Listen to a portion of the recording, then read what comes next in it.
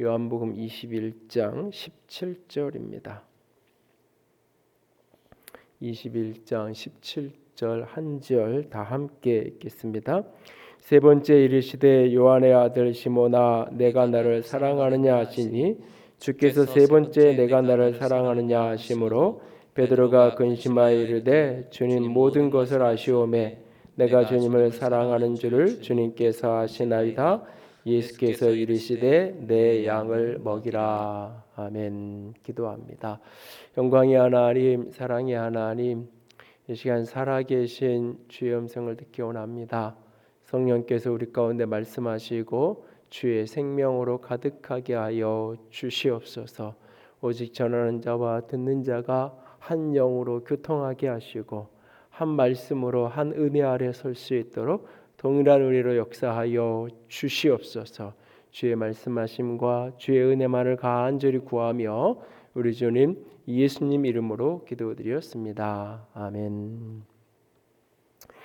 조금 전에 첼로 연주를 함께했던 요게벳의 노래라는 곡은 연평안 선생님이 작사 작곡한 걸로 일반적으로 알려져 있는데요. 초등학교 선생님이기도 한 그가 이렇게 아이가 아파서 1년 동안 휴직을 하고 부부가 함께 아이를 돌보던 시절이 있었다고 합니다. 바로 그때 최에스더 사모가 쓴 성경으로 아들 키우기라고 하는 책을 읽다가 그 책에 그 요게벳에 대한 이야기가 나오는 걸 보고 거기에 나온 내용을 가지고 곡을 붙여서 이 노래를 만들었죠. 그래서 이제 어떤 곳에는 작사를 최에스더 사모가 작사로 언급되는 경우도 있고 또는 작사 작곡을 다 연평안 선생님이 한 걸로 기록되는 경우도 만나기도 하는데요. 몇 년 전까지 가까운 이 평촌에 남서울 평촌교회에서 심우했던 강신우 목사의 아내인 이 최일서 사모는 성경 먹이는 엄마라고 하는 책으로 그래서 이 아이들하고 같이 성경 암송하는 프로그램들을 함께하면서 많은 아이들을 키운 엄마들에게는 잘 알려진 분이기도 합니다. 그는 성경 먹이는 엄마라는 책에서 당연한 것 같은 자기 자식 키우는 것조차도 사랑하는 것조차도 하나님께서 깨닫게 해주셔야 되고 하나님이 도와주셔야 된다라고 하면서 이런 이야기를 합니다. 한 사람을 사랑한다는 것은 얼마나 어려운 일인가. 그 사람이 자식이라도 말이다. 사랑에는 욕심이 들어가기 쉽고 욕심을 채우기 위해 내 맘대로 하게 되고 그러다 보면 서로에게 상처가 생기고 어느덧 사랑은 사라지게 된다. 그래서 사랑하는 데에도 하나님이 필요하다. 사랑의 왕이신 하나님께서 도와주셔야 사랑하면서 실수하지 않고 실패하지 않는다라고 말합니다. 오늘 이 크리스마스 시즌에 함께 예배하는 우리 모든 하늘의 가족들이 사랑하는 일에 실패하거나 사랑하는 일에 실수하지 않는 모두가 되기를 원합니다. 사랑한다고 하면서 했던 많은 것들이 그 속에 욕심이 들어가고 자기 의지가 들어가면서 너무나 많은 사람들을 상처내고 아프게 하는 사랑하려고 했고 사랑한 건데 참 고통을 가져다 주는 경우를 우리는 종종 만나죠. 사랑하는 일에 많은 다른 일에는 좀 실수도 하고 실패도 하고 그럴 수 있겠지만 사랑하는 일 많은 그렇지 않았으면 좋겠습니다. 사랑의 품성 12월에 같이 나누고 있습니다. 사랑이란 대가를 생각하지 않고 다른 사람의 기본 필요를 채워주는 것이라 했습니다. 사랑의 반대말은 이기심이라 했어요. 죄의 본질이 이기심이기에 사랑이 없는 것이 죄요. 사랑이 없는 것이 하나님을 떠난 것입니다. 하나님은 사랑이기에 사랑 있는 그곳에 하나님이 계신 것입니다. 오늘 디베레우스가에서 예수님께서 사랑으로 당신의 제자를 찾아가셔서 사랑을 나눠주신 이야기를 세 번째 이야기로 오늘 계속 나누고 있습니다. 예수님에게 사랑을 배워서 예수님처럼 사랑할 수 있는 우리 모두가 되어지기를 원합니다. 예수님께서 전생애를 통하여서 보여주시고 깨닫게 하셨던 사랑의 원리, 그 원리는 어떤 것이었나? 첫 번째 그 사랑의 원리는 사랑은 사랑받음으로 빚어지는 것이다 라고 했습니다. 내가 나를 사랑하느냐고 우리 주님께서 물으신 것은 상대방의 사랑을 확인하고 싶어서가 아니라 내가 너를 얼마나 사랑하는지 너는 알고 있느냐라고 하는 물음이라 했습니다. 그러면서 그날 예수님은 그렇게 제자에게 사랑을 보여주시고 경험시킴으로 사랑 안에 살아가기를 원하셨죠. 사랑은 사랑받음으로 빚어지는 것이다 라고 했습니다. 두 번째는 지난 주간에 같이 나눴던 말씀은 사랑은 넘어짐을 받아준다라고 했습니다. 사랑한다라고 하는 것, 그 사랑은 넘어졌을 때 그 넘어짐을 일으켜 세워주고 받아주는 것이 다 바로 사랑입니다. 다시 찾아오신 예수님께서 베드로를 만나 주시죠. 그렇게 베드로를 만났을 때 베드로에게는 두 장면이 동시에 오버랩됐다 했어요. 하나는 처음 예수님을 만났던, 그래서 그 속에서 내 죄를 깨닫고 알게 되었던 그 사건, 또 하나는 예수님을 마지막으로 보았던 내가 얼마나 죄인이고 연약한 자고 어리석은 자인지를 처절하게 깨달을 수밖에 없었던 예수님을 3번씩이나 부인하고 그런 나를 사랑의 시선을 거두지 않고 바라보시는 그 예수님의 시선, 그 예수님과의 첫 만남과 마지막 만남이 함께 오버랩되면서 오늘 이 베드로는 그 호숫가에 디베랴 바닷가에 그렇게 예수님과 함께 마주서 있죠. 예수님은 그렇게 실패하고 쓰러지고 넘어진 그 제자를 다시 일으켜 세우고 그를 받아주는 것을 보게 됩니다. 사랑이란 넘어지는 자를 넘어짐을 받아주고 일으켜주는 것, 그것이 사랑이라 했습니다. 그리고 오늘 우리는 세 번째 이야기를 나누려고 합니다. 사랑은 필요를 채워주는 것입니다. 사랑은 사랑받음으로 빚어지는 것이고 넘어짐을 받아주는 것이고 더 나아가서 사랑은 필요를 채워주는 것입니다.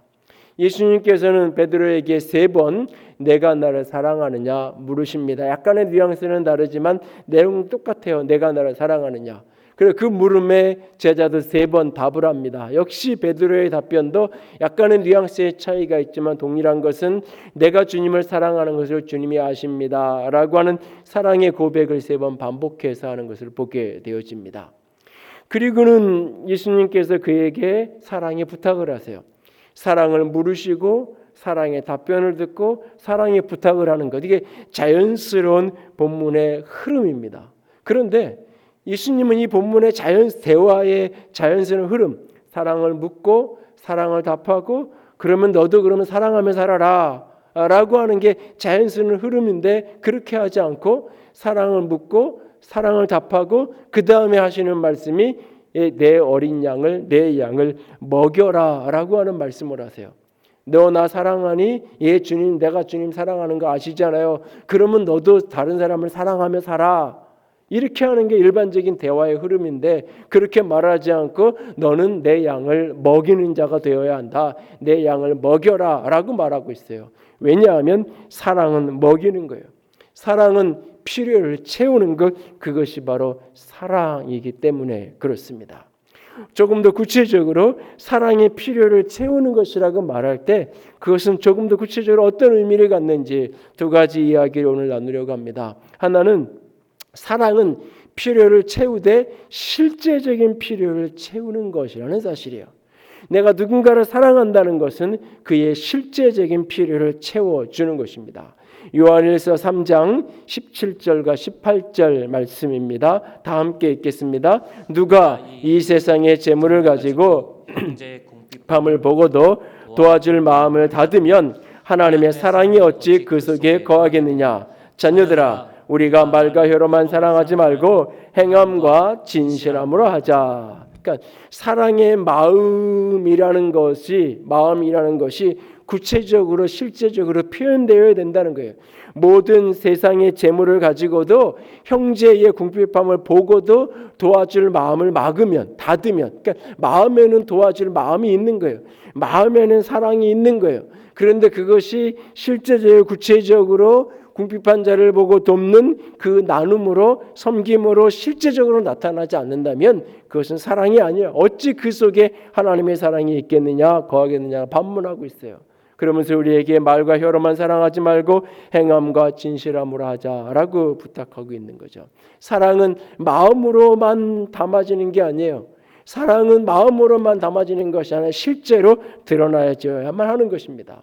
사람이 사랑을 어떻게 받고 어떻게 깨닫나요? 태어난 어린아이인 우리가 그 사랑을 어떻게 알아가요? 엄마의 젖을 물고 엄마의 젖을 빨면서 사랑은 이런 것이구나 라는 것을 깨달아가는 거예요.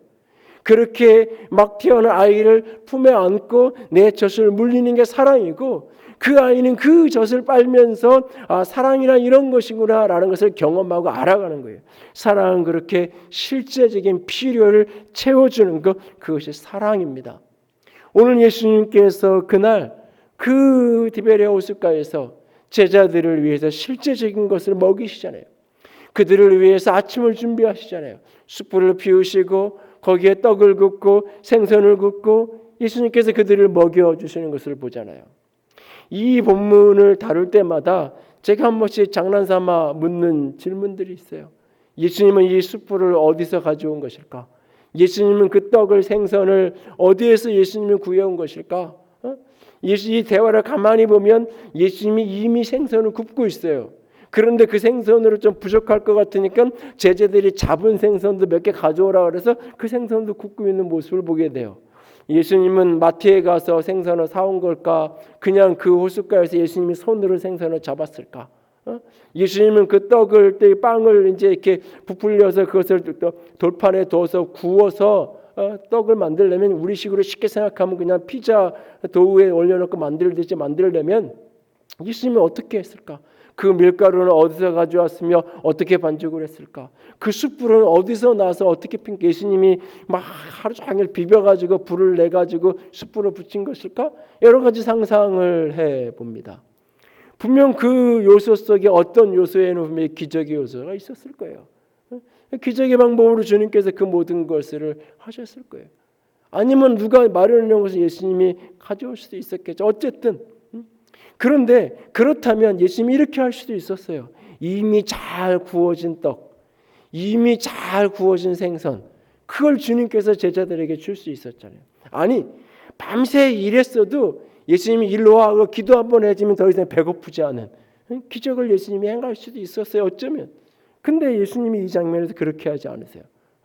생선을 갖다 굽다 보면 아무리 생선을 자주 굽고 하는 사람도 어느 날은 조금 태우고 뭐 그럴 수 있잖아요. 예수님이 최고의 맛이 나는 최고의 잘 그 상태로 생선이 이미 구워지게끔 불이 없어도 기적으로 하실 수 있잖아요. 어쩌면. 근데 예수님이 그렇게 하지 않으세요. 실제로 예수님께서 숯불을 피우시고 거기에 고기를 굽고 생선을 굽고 거기에 예수님께서 빵을 구워서 만드는 모습을 우리가 보게 됩니다. 그리고는 제자들에게 와서 조밥 먹으라고 이야기해요. 둘러앉은 그들에게 예수님이 오늘 본문을 자세히 들여다보면 예수님이 그 떡과 빵, 그 떡과 생선을 가져다주는, 서빙까지 해주는 그런 모습을 우리가 볼 수 있어요. 사랑이란 그렇게 실제적인 거예요. 구체적인 거예요. 그를 위해서, 누군가를 위해서 부엌에서 음식을 만드는 것. 사랑이란 그에게 그의 필요한 것을 갖다가 섬겨주는 것, 그것이 바로 사랑이에요. 예수님이 저 하늘에서 내가 너 사랑한다 말하는 것으로 끝내지 않고 육체를 입고 이 땅에 오셨잖아요. 십자가에서 물과 피를 쏟으셨잖아요. 그것이 사랑이에요. 가끔은 묻잖아요. 왜 십자가 없이 구원할 수 없었을까? 그렇게 고통받지 않고 구원하는 방법이 있었을 텐데 왜 하나님은 꼭 그렇게 하셔야만 했을까? 그 길밖에 없었기 때문에 그와 같이 하신 거예요. 그렇게 자신을 내어주시는 모습으로 우리에게 사랑을 표현하기 원하셨던 거예요. 사랑은 그렇게 실제적이고 구체적인 거예요. 예수님과 베드로의 대화를 자세히 들여다보면 15절에서 17절까지 나오는 두 사람의 대화 속에 사랑이라는 단어가 7번 나와요. 3번씩 사랑의 말이 3번 오가고 한 번은 베드로가 내면에 생각하는 예수님의 말을 생각하는, 그렇게 해서 7번 사랑이라는 단어가 등장하는데 한 번쯤은 들어보셨을 거예요. 여기에는 사랑의 단어가 다 똑같은 단어를 쓰고 있는 게 아니라는 사실.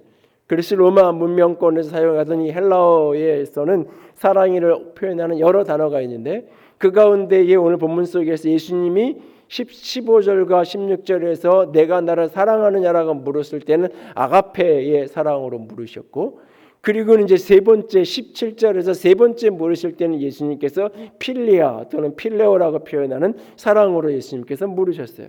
그 베드로는 계속해서 반복해서 베드로는 아가페가 아닌 필리아로 내가 사랑하는 줄 주께서 아시잖아요 라고 베드로는 그렇게 예수님께 답변을 하고 있는 장면을 보게 돼요. 이 단어가 약간씩 어긋나듯이 펼쳐지는 것을 보게 돼요.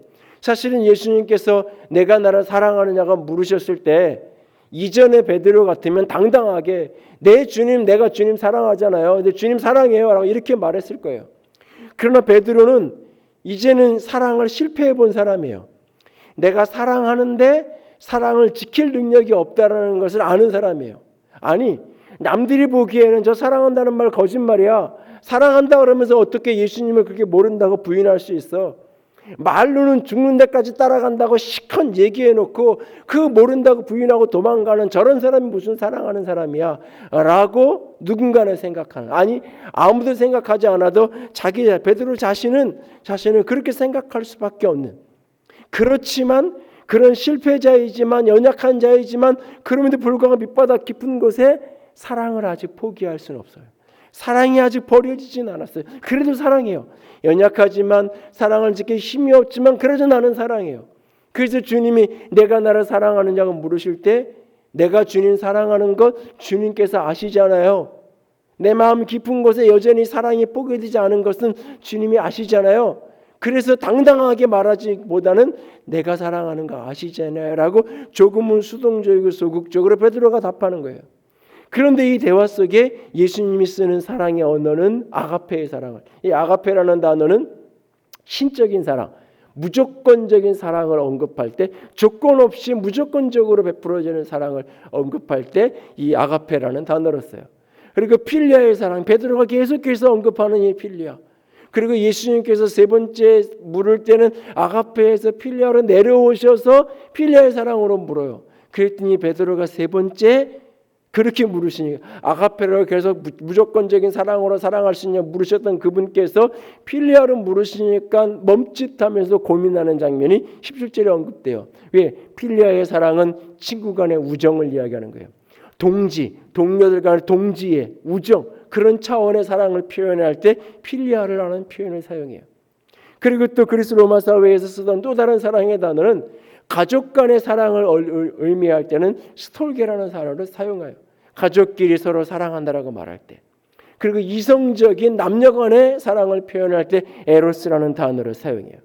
그래서 이런 단어를 가지고 이것을 나누기도 하죠. 인간적인 사랑, 신적인 사랑, 또는 조건적인 사랑, 무조건적인 사랑, 뭐 여러 가지 메시지에 대한 해석이 가능해요.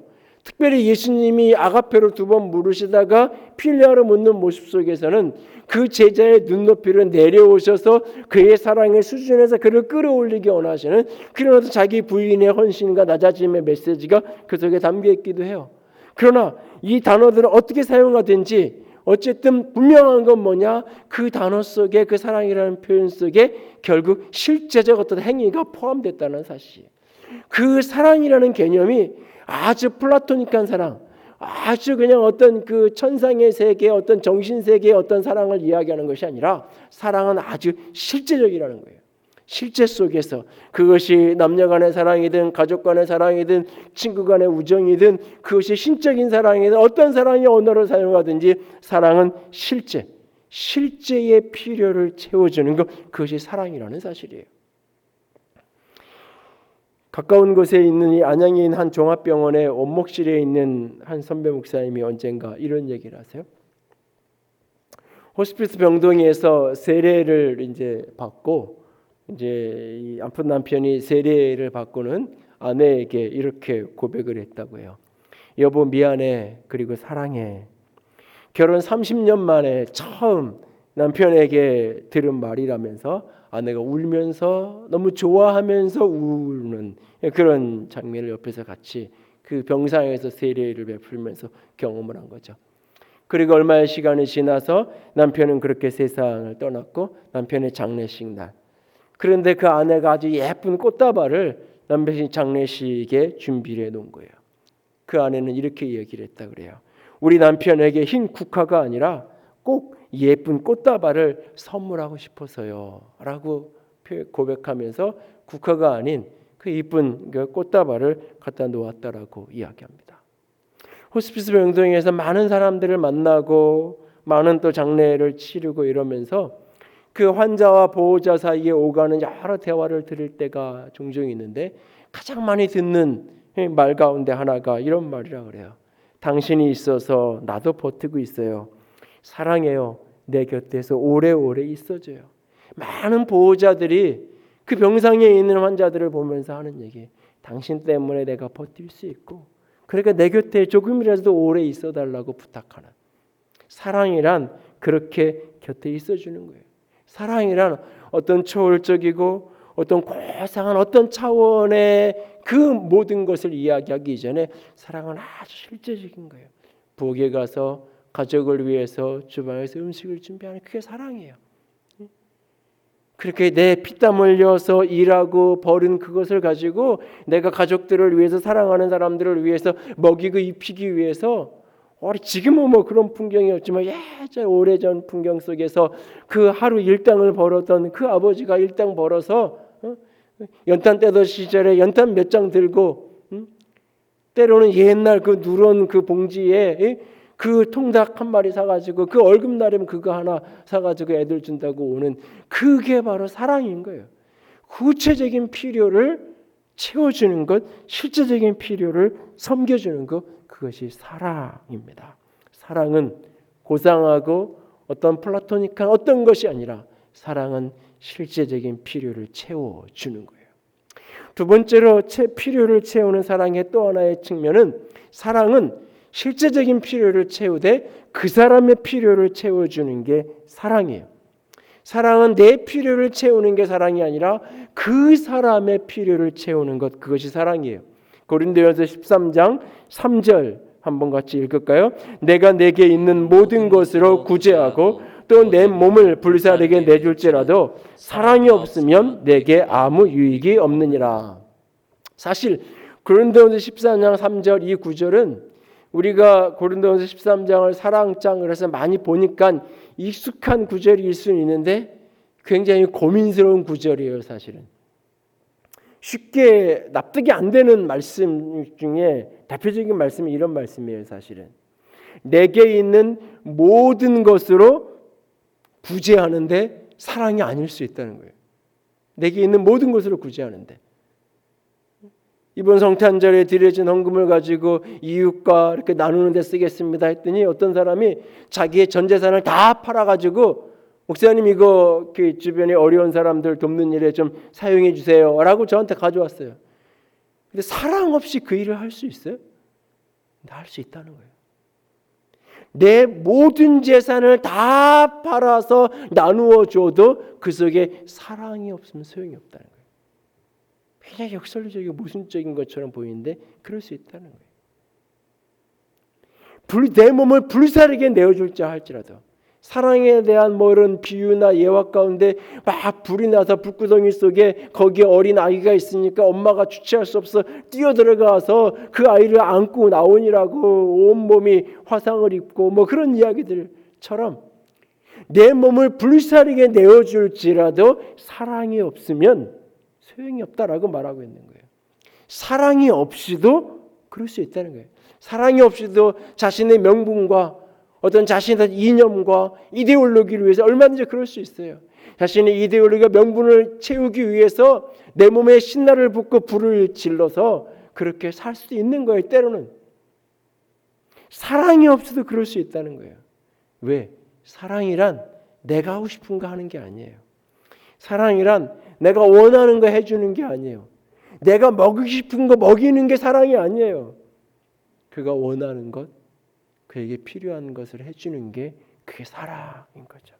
내가 원하는 걸 해주는 게 아니라 내가 하고 싶은 걸 하는 게 아니라 내가 할 수 있는 걸 하는 게 아니라 그가 원하는 것, 그에게 필요한 것, 그 사람의 필요한 것을 채워주는 것, 그것이 사랑인 거예요. 밤새 일했었는데 아무것도 거두지 못한 그 제자들 한번 곰곰이 생각해 보세요. 왜 예수님이 이날 배 오른편에 가서 그물을 끌어올리라고 했을까? 그 고기 팔아가지고 뭐 어떻게 쓸 거 아니잖아요. 뭐 그 사건도 여러 가지 영적인 해석을 할 수는 있을 거예요. 그러나 그냥 단순하게 피장적으로 보면 굳이 필요 없어요. 근데 예수님은 그 어회의 기적을 통해 밤새 일한 제자들의 그 마음의 위로를 주죠. 내가 이래서 빈손으로 오는 것보다는 거두어서. 그리고 그들에게 지금 어떤 하늘의 사랑, 내가 너를 위해서 얼마나 사랑했는지 아니? 그래서 내가 십자가에서 이렇게 죽었잖아. 이 못자국 좀 봐. 이렇게 내가 너를 위해 희생하고 헌신했는데 너 이거밖에 안 되니? 이런 얘기 하지 않으시잖아요. 그냥 밤새 일하고 허기진 그들의 허기진 배를 채워 주시잖아요.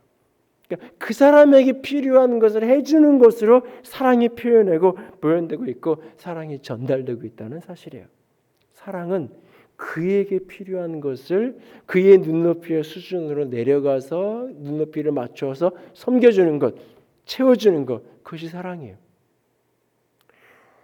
본문 15절에서 17절까지 사랑이라는 대화가 약간 어긋나듯이 어쨌든 예수님과 베드로 사이에서 오가고 예수님께서 그 사랑의 고백을 할 때마다 계속해서 사랑의 부탁이 아니라 내 양을 먹이라고 이야기해요. 그런데 15절, 16절, 17절이 15절은 어린 양을 먹이라고 표현하고 16절은 내 양을 치라고 표현하고 17절은 내 양을 먹이라고 표현하고 약간씩 번역의 뉘앙스를 조금씩 미세한 차이를 우리 성경에 담아서 번역을 해주고 있어요. 그런데 이게 이제 사본의 여러 가지 논쟁이 일부 있긴 하지만 들여다보면 15절의 어린 양이라고 표현된 이 단어는 아르니온이라는 헬라어 단어인데 지금 막 태어난 양을 가리키는 거예요. 지금 막 태어난. 우리식으로 표현하면 신생아. 그냥 어린 아이가 아니라 신생아인 그 상태의 그런 양. 지금 막 태어난 그 양을 가리키는 거고 16절에서 가리키는 프로바티온이라는 단어인데 이것은 청년기의 양이에요.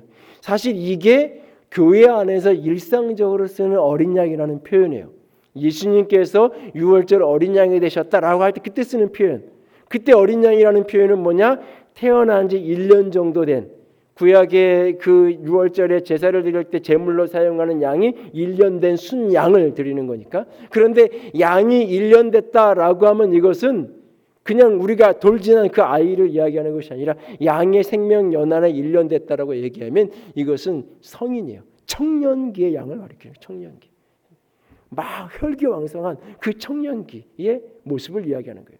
그리고 17절에 양이라고 번역된 이 프로바톤이라는 단어는 이제 성장이 다 끝난, 다 자란 양.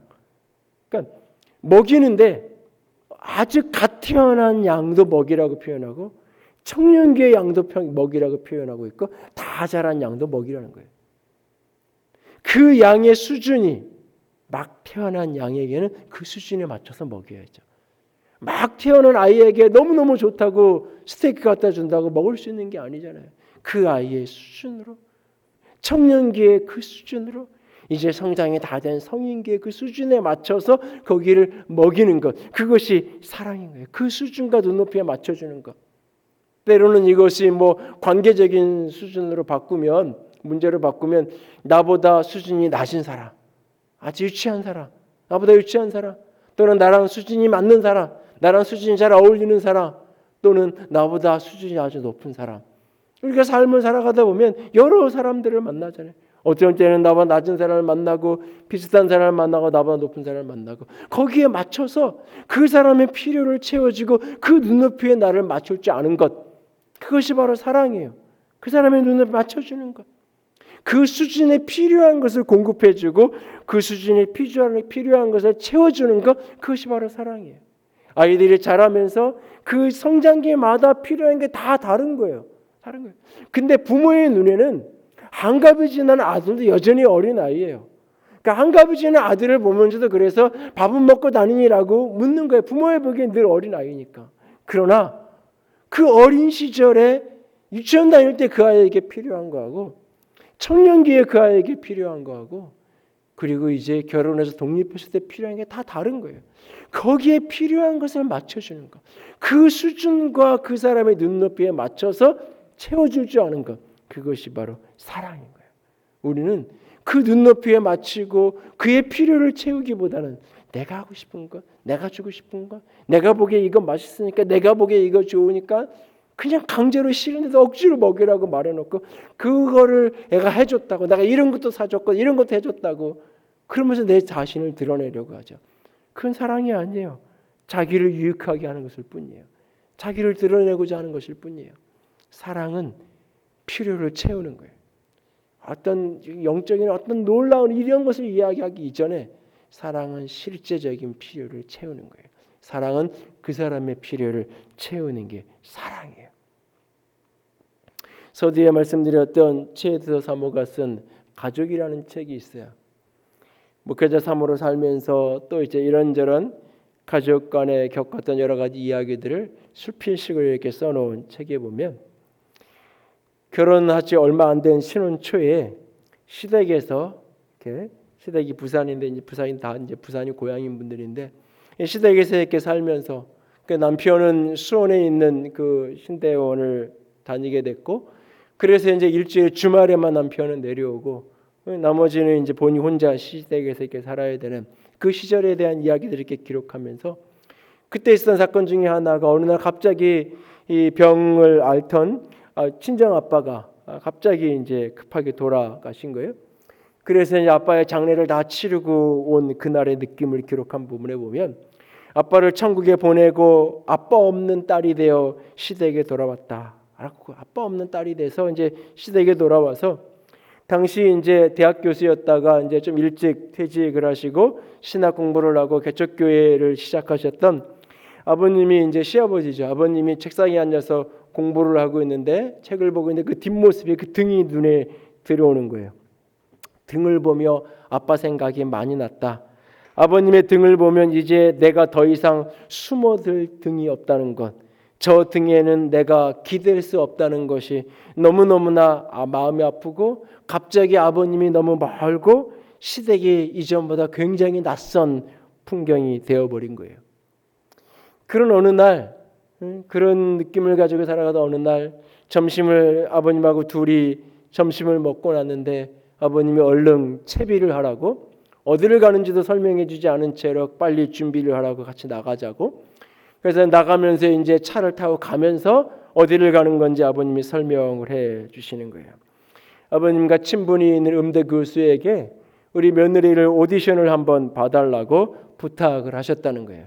그래서 지금 그 교수가 시간을 내준다 그래서 그 음대 교수에게 오디션을 보러 데리고 가고 있는 거예요. 친정 아버지의 투병 생활과 함께 접어두었던 꿈, 전공은 법대였지만 늘 음대의 앞에 서성이었던 자기 자신의 어린 시절 꿈. 그래서 대학을 졸업하고 언젠가는 내가 음악을 하고 싶었던 그 꿈이 결혼과 여러 가지 모습 속에서 그냥 그렇게 잊혀져 버렸던 꿈. 나조차도 내 꿈을 잊고 살았다. 그런데 이분은 나의 무엇을 보셨기에 내 꿈을 이어주려는 것인가? 그렇게 그런 느낌을 갖고 연습실로 가서 강의실에 가서 이제 오디션을 봐야 돼요. 피아노 앞에 서서 교수님이 하라는 대로 스케일을 오르내리락 하며 준비하고 이렇게 하면서 아버님을 이렇게 쳐다보는데 아버님은 창밖을 쳐다보고 계신 거예요. 자신이 있는 쪽을 차마 쳐다보지 못하겠었는지 창밖만 물건을 바라보고 있는 그 뒷모습을 보면서 최에서 사모는 이런 생각을 했다고 고백하고 있어요. 저분이 차마 못 보시겠나 보다. 저분이 나를 정말 자식처럼 생각하시는구나. 잘해야지. 기쁘게 해드려야지. 그 아이가 며느리가 무슨 꿈이 있었는지 어떻게 알았는지도 모르죠. 그리고 그것을 해달라고 이야기하는 것도 아니고 그렇게 아들은 신대원을 공부하러 간다고 수원에 올라가 있고 일주일에 며칠씩 그렇게 시집에서 걸레질하고 주방에서 살림하면서 그렇게 살아가는 그 젊은 날 20대 중반의 젊은 며느리를 보면서 어느 날 생각을 한 거죠. 누가 해달라고 이야기하고 말한 것도 아니고 친분 있는 교수에게 부탁을 해서 우리 며느라이 오디션 한번 봐달라고. 그리고 그 아이를 데리고 가서 그걸 보게 하고 물끄러미 그 모습을 보고 있을 수 없어 창밖을 바라보고 있는 그 모습. 며느리가 아닌 진짜 내 자식으로 바라보는 거죠. 그 마음이 느껴지고 마음이 알아지니까 어떻게든 내가 잘해야지. 어떻게든 내가 기쁘게 해드리고 싶다. 이런 마음을 갖고 살아가게 되는 거잖아요. 사랑이란 그런 거예요. 사랑이란 실제예요. 사랑이란 그에게 필요한 것들을 찾아 그의 필요를 섬겨주고 나눠주고 함께하는 것, 그것이 사랑입니다. 오늘 사랑이라는 이야기 참 흔한 시대가 되었어요. 교회 안에서도 사랑이라는 말이 참 흔해요. 그래서 사랑이라는 말을 굉장히 진부한 말이 돼서 조금 다른 말로 바꾸어서 쓰고 싶을 때도 종종 우리에게는 있어요. 아니요, 사랑이라는 말만큼 아름다운 말은 세상에 없어요. 왜? 그 사랑이 하나님을 보여주는 가장 정확한 말이기 때문에. 하나님은 우리를 말로만 사랑하지 않았어요. 하나님은 우리를 마음으로만 사랑하지 않았어요. 하나님은 우리를 사랑하셔서 당신의 독생자, 당신의 아들을 내어주셨죠. 하나님이신 예수님은 하늘 영광을 버리고 사람이 되셔서 이 땅에 오셨어요. 그의 성탄하심이, 그의 육체를 입고 이 땅에 오심이 사랑이에요. 우리를 사랑하시는 그분은 그렇게 물과 피를 다 쏟으시고 십자가의 길을 그렇게 가셨어요. 그 사랑이신 주님은 오늘도 우리 가운데 당신의 영으로 함께 하시며 우리를 돕고 계시고, 우리 안에서 말할 수 없는 단식으로 우리를 위해 중보자가 되어 기도하고 계시는 분이에요. 오늘 그 사랑의 주님처럼 오늘도 사랑하며 살아갈 수 있는 우리가 될 수 있기를 원합니다. 사랑은 실제입니다. 사랑은 그 사람의 실제적인 필요를 채우는 것, 그것이 사랑입니다. 그렇게 사랑할 수 있는 성탄의 시즌, 그렇게 사랑할 수 있는 우리가 될 수 있기를 주님의 이름으로 부탁을 드립니다. 함께 찬양합시다. 당신은 세상 시간을 뚫고 이 땅에 오셨네. 시간의 주인이신, 시간을 초월하여 계셨던 우리 주님이 이 땅에 그렇게 찾아오셨습니다. 우리 없는 하늘 원치 않아서, 우리가 없는 하늘이 아니라 우리와 함께하는 땅을 위해서 자신의 편안함 버리고 우리에게 찾아오셨습니다. 낮은 자의 모습으로 그렇게 우리를 찾아오셨습니다. 그 주님의 사랑을 바라보며 함께 찬양합니다. 당신은 시간을 뚫고, 당신은 시간을 뚫고 이 땅 가운데 오셨네. 우리 없는 하늘 원치 않아 우리 삶에 오셨네. 자신의 평안 버리고 우리에게 평안 주셨네. 가장 낮은 자의 모습으로 우리 삶에 오셨네.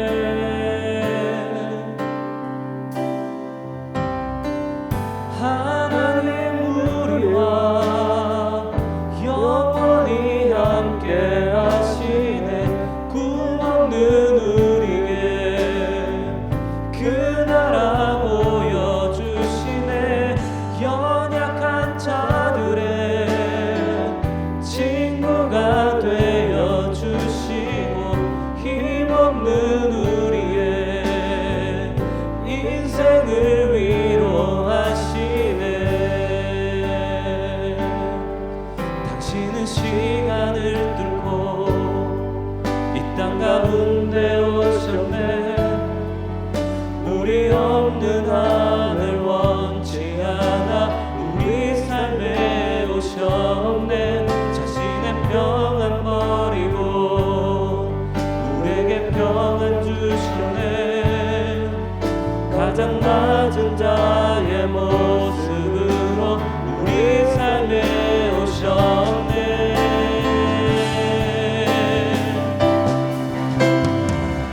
하나님 우리와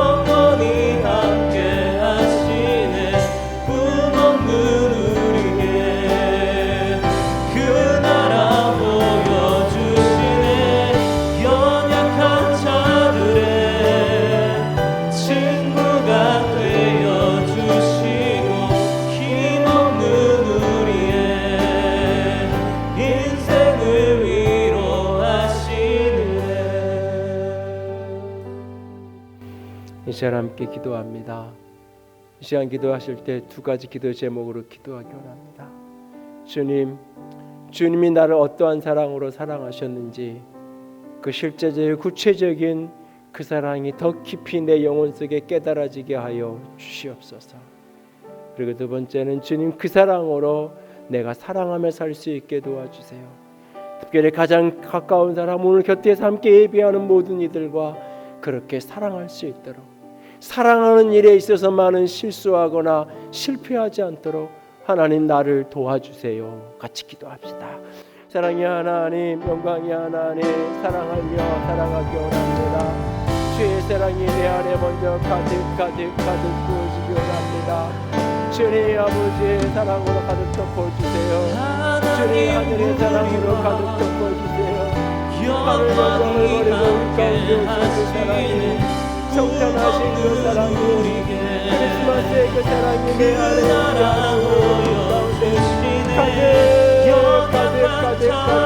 가득 채워질 수 있도록 아버지께서 은혜해 주시고 힘없는 우리의 주의 하늘의 영광을 던지셨으세요. 주의 하늘의 하나님 우리와 영원히 함께 하시네. 꿈없는 우리의 마음과 영혼과 그 나라 보여주시네. 연약한 자들의 친구가 되어 주시고 힘없는 우리의 인생을 위로하시네. 하나님 우리와 영원히 함께 하시네. 꿈없는 우리의 그 나라 보여주시네. 연약한 자들의 친구가 되어 주시고 힘없는 우리의 인생을 위로하시네. 주님, 하늘 영광을 버리고 이 땅에 오신 그 사랑이 깊이 우리 안에 내면화되어지고 우리의 영혼과 육체가 덧입혀지게 하여 주시옵소서. 주님, 그 사랑에 사로잡혀 오늘도 사랑할 수 있게 원합니다. 실제적인 필요를 채우고 나누고 섬기는 것으로 사랑하며 살아가는 우리가 되게 하여 주시옵소서. 사랑하는 일에 있어서만은 실수하거나 실패하지 않는 우리가 되도록 아버지 우리 모두를 붙들어 주시옵소서. 주님 사랑합니다. 주의 이름으로 축복합니다. 우리 주님 예수님 이름으로 기도드렸습니다. 아멘. 이제는 우리 주 예수 그리스도의 은혜와 하나님 아버지의 놀라우신 사랑하심과 성령 하나님의 교통하시며 기름 부으시는 그 은혜가 오늘도 주님이 나를 사랑하신 것처럼 사랑하며 살아가는 자가 되기로 작정하는 모든 이들 위해 이제로부터 영원토록 함께 있을지어다. 아멘.